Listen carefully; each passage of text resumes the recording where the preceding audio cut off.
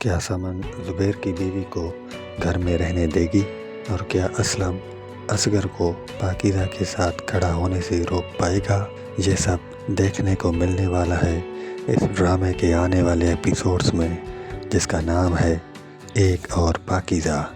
یقین نہیں آتا کہ آج کے دور میں بھی ایسے لازوال ڈرامے بنتے ہیں۔ ہر ایک سین میں درد کوٹ کوٹ کے بھرا ہے، ہر ایک ڈائلاگ آنکھیں نم کر دیتا ہے۔ اس ڈرامے نے ہمارے اس سماج کا وہ مکروہ چہرہ دکھا دیا ہے کہ جس میں ماں اپنی مظلوم بیٹی جس کے اوپر ظلم ہوا ہے اس سے نظریں پھیر لیتی ہے، اس کو مروانے کی دھمکیاں دیتی ہے۔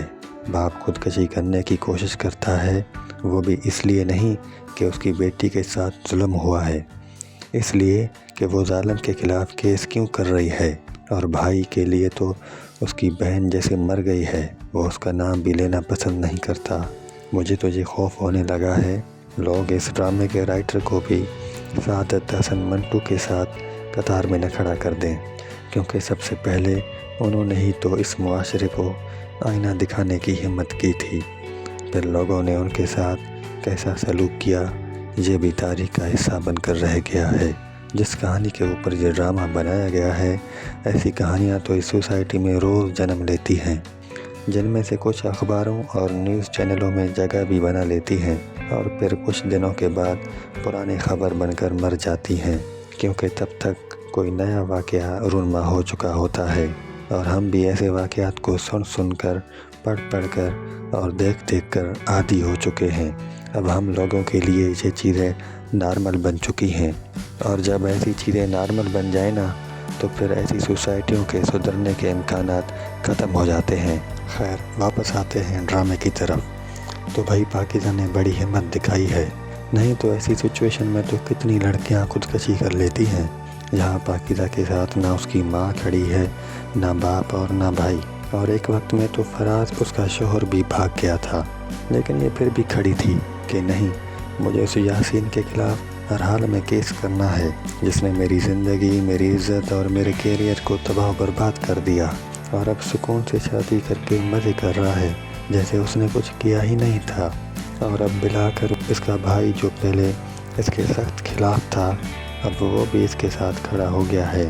اور اچھی بات یہ بھی ہے کہ فراز بھی واپس آ گیا ہے، اور اس کے ساتھ بیرسٹر سمن بھی اس کے ساتھ کھڑی ہے اور اس کا کیس لڑ رہی ہے۔ لیکن ایسے لگتا ہے کہ آگے چل کے اس ڈرامے کی کہانی بڑی پیچیدہ اور مشکل ہو جائے گی، کیونکہ اب تک تو یہ دکھا رہے تھے نا کہ بیرسٹر سمن اور بیرسٹر زبیر شادی کر کے آپس میں بڑے خوش ہیں، لیکن اب جو یہ نظر آیا ہے کہ زبیر اپنے والد کے انتقال کر جانے پر جو گاؤں گیا ہوا تھا، تو واپسی میں وہاں سے ایک لڑکی لے کر آیا ہے، جو نظر یہی آتا ہے کہ اس کی پہلی بیوی ہے، جس کے حوالے سے اس نے سمن کو پہلے بتانے کی کوشش کی تھی، لیکن اس نے سنی انسنی کر دی تھی۔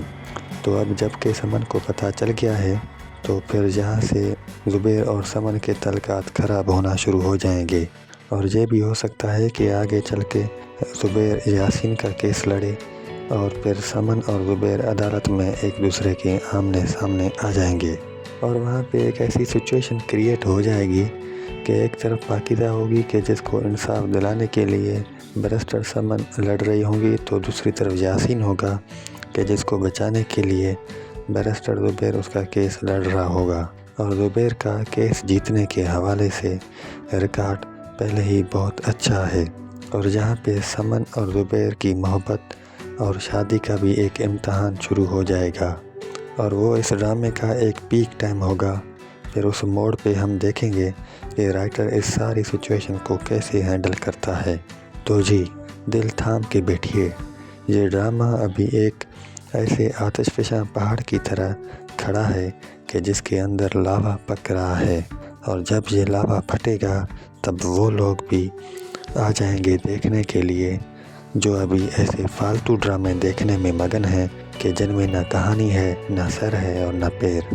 آپ کو یہ ریویو کیسا لگا ہے کمنٹس میں ضرور بتائیے گا۔ ریویو پسند آیا ہو تو لائک اور سبسکرائب کرنا نہیں بھولیے گا۔ شکریہ۔